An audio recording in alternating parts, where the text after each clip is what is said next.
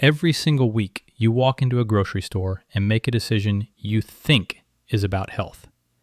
You stand in the egg aisle, 2 cartons in front of you, 1 white, 1 brown. The brown ones cost more. They always do. And somewhere in the back of your mind, without anyone ever telling you directly, you have already decided that the brown ones are better, more natural, more nutritious, more worth it. And that belief, that quiet, confident assumption, is completely wrong. Not slightly wrong, not open to debate. Completely, factually, provably wrong. So where did it come from? And who benefits from it? I am going to show you exactly how a biological coincidence got turned into one of the most effective pricing tricks in the history of the modern grocery store. Before we get into the science, take a step back. Where in the world are you watching this from right now?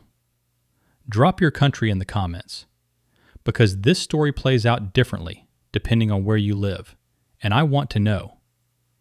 And I mean that literally, because here is one of the first facts that should already be shaking your assumptions.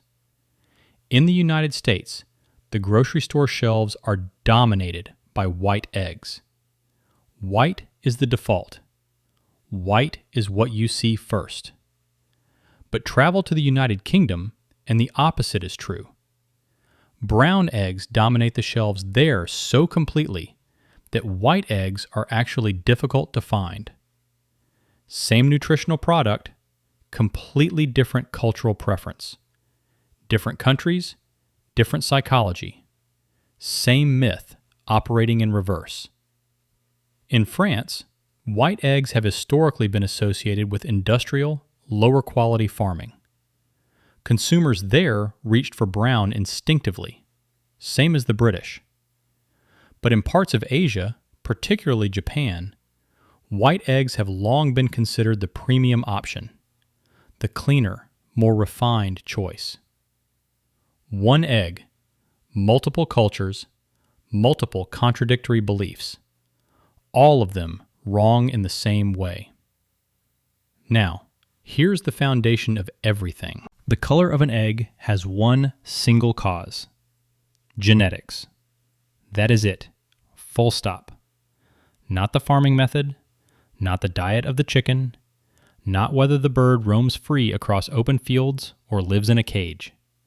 The shell color is determined entirely by the breed of the chicken that laid it. And here is the detail that will permanently change the way you look at eggs. You can predict the color of an egg just by looking at a chicken's earlobes. Yes, chickens have earlobes. White feathers, white earlobes, white eggs. That is the white leghorn, the most commercially dominant chicken on the planet, responsible for the overwhelming majority of eggs in supermarkets worldwide. A single white leghorn hen can produce up to 300 eggs per year. That efficiency is the reason this breed took over the global commercial egg market almost entirely in the second half of the 20th century. Red or brown feathers, red earlobes, brown eggs. That is your Rhode Island Red, your Plymouth Rock. Heavier birds, larger frames, different genetics, different pigment, same biological product inside. And just to push this further, there are breeds like the Araucana that lay blue and green eggs, not because they are exotic or more nutritious, because their genetics say so. The shell is just packaging. What matters is what happens inside the factory. Here is where it gets fascinating. A hen takes roughly 26 hours to produce a single egg.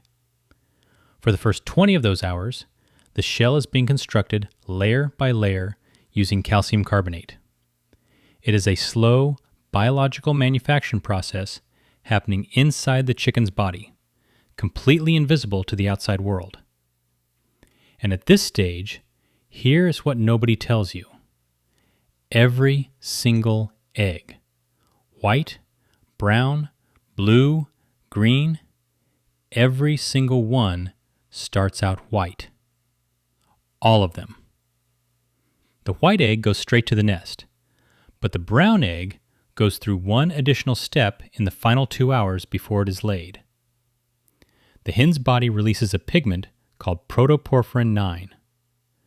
This pigment is essentially painted onto the outside of the shell, a biological coating applied right at the end of the process. You do not believe me? Crack a brown egg. Look at the inside of the shell. It is white. The brown is a surface finish, a last-minute application. The egg you thought was fundamentally different from the white one is, at its core, exactly the same thing. The difference goes no deeper than the outer layer of the shell. That is the entire distinction. Now here's something that almost nobody knows. The intensity of the brown color on a shell is not even consistent. The same hen laying the same brown eggs will produce darker shells at the beginning of a laying cycle and progressively lighter shells as the cycle continues. The pigment supply depletes, the brown fades. The same genetic bird, the same biology, a different shade of brown. Which tells you everything you need to know about how much that color actually means. So if the biology is identical, why does the price tell a different story? This is where economics enters the room. The breeds of chickens that lay brown eggs are significantly larger animals than the white leghorn. They eat more food, they require more space, they consume more energy and more resources over the course of their lives. The cost of raising a brown egg layer is simply higher than the cost of raising a white egg layer. And in a commercial farming operation, every additional cost in production becomes an additional cost on the shelf. That is the honest answer. It is not conspiracy, it is arithmetic. But here is the problem. The price difference is real, but the reason most consumers accept it without question has nothing to do with farming economics. It has everything to do with how the human brain works. Brown signals natural. Brown signals wholesome. Think of whole grain bread against white bread. Brown rice against white rice. In almost every food context, brown has come to mean less processed, closer to the earth, more worthy of trust. That psychological association is deeply embedded in how we shop. And in the egg aisle, that association is doing a tremendous amount of work that the science simply does not support. Here is proof of that from a direction you would not expect. Multiple independent blind taste tests have been conducted across different countries and demographics where people were given eggs to taste with the shells removed. No visual color signal, no price signal, no packaging, just the egg itself.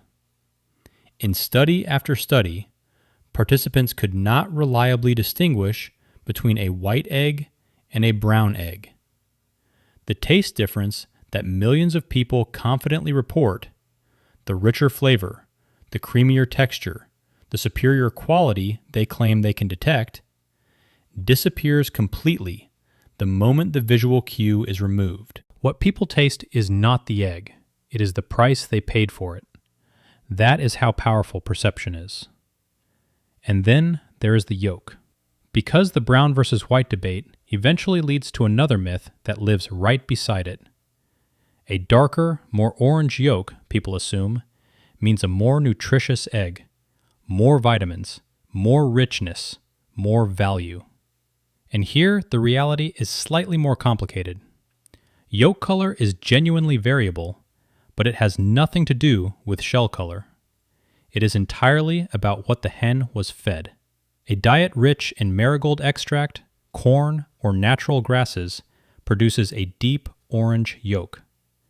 A diet of standard pale grain produces a pale yellow one. Some industrial farms have learned this and feed their hens specific additives purely to deepen the yolk color, to manufacture the visual signal of quality without any actual nutritional upgrade. The yolk becomes a cosmetic product, a marketing decision made inside the feed supply.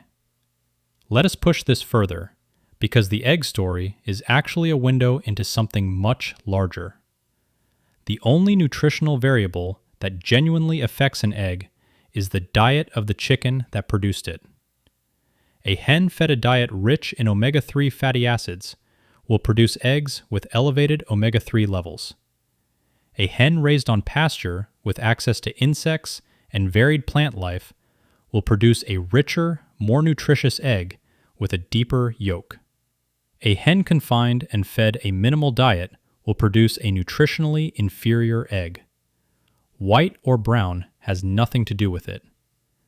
A brown egg from an industrially farmed hen is nutritionally weaker than a white egg from a well-fed, pasture-raised hen. The color tells you nothing. The farming method tells you everything. But go even deeper, and you find something that might genuinely surprise you. There is a regulatory divide happening around eggs that most consumers have no idea about. In the United States, eggs are legally required to be washed and sanitized before they reach the store. That washing process removes something called the bloom, a natural protective coating the hen applies to the egg at the moment it is laid. The bloom seals the pores of the shell, protecting the egg from bacteria and moisture loss naturally. Once it is removed, the egg becomes more vulnerable to contamination and must be refrigerated continuously. In the United Kingdom, in most of Europe, and in many parts of the world, washing eggs is actually prohibited. The bloom is preserved. The egg is sold and stored at room temperature without any loss of safety. In fact, the unwashed egg with an intact bloom is, by some measures, better protected than the washed egg sitting in a refrigerated case. Same egg, different regulations. Completely different consumer understanding of what makes an egg safe. This is the question most people never think to ask. Not what color is the shell, but what did this chicken eat? How was it raised? What kind of life produced this egg? Was the protective coating preserved or stripped away at the processing plant? Those are the questions that actually connect to what ends up on your plate. What the egg aisle teaches us is something worth sitting with. Our grocery stores are designed around perception. Color, packaging, price, placement, all of it communicates meaning before a single ingredient label is read. And most of the time, we trust that communication completely. We take the visual signal and we build a belief around it. The brown egg is just one example, but the mechanism is everywhere. The premium water in the glass bottle, the darker colored supplement, the more expensive cut of meat wrapped differently from the identical cut beside it. We are pattern-recognizing creatures, and the modern market has learned very precisely how to speak to our patterns. Consider this number. The world produces approximately 1.4 trillion eggs every single year. 1.4 trillion. The United States alone accounts for roughly 100 billion of those annually. And across that staggering volume of production, the single most consequential factor in how those eggs are priced and perceived by consumers is the color of a coating applied in the last 2 hours of a 26-hour biological process by a bird whose breed was selected not for the nutritional quality of its eggs, but for the production efficiency of its farming operation. That is the scale of this. And it is not really about eggs. Knowing that does not make you immune to it, but it does give you a moment of pause. A second to ask, is the price reflecting real value, or is it reflecting a story I already decided to believe? Here's where this ends. Brown eggs cost more because bigger chickens cost more to feed. That is the entire economic truth. Nutritionally, a white egg and a brown egg are the same thing. The only pigment difference between them is a biological coating applied in the final 2 hours of a 26-hour process. Inside the shell, they are identical. Taste tests confirm it. Biology confirms it. The science is not ambiguous. If you want a genuinely better egg, do not look at the color. Read the label. Look for pasture-raised. Look for information about what the chickens were fed. Look for the bloom if it matters to you. That is where the real difference lives, not in the genetics of the shell, but in the life of the animal that produced it. The egg aisle is a small thing, but the principle behind it is not. We make assumptions every day based on signals that feel like information, but are actually just design. And the first step to seeing that clearly is noticing it in the small, ordinary moments. Like standing in front of 2 cartons of eggs and asking why you already know which one you are going to choose. If this changed the way you think about something you see every single week, share it with one person who you know always reaches for the brown eggs without thinking twice. And before you go, drop your country in the comments. I want to see where in the world this is landing. Because the more I look at these everyday stories, the more I realize how universally we fall for the same things, no matter where we live. See you in the next one.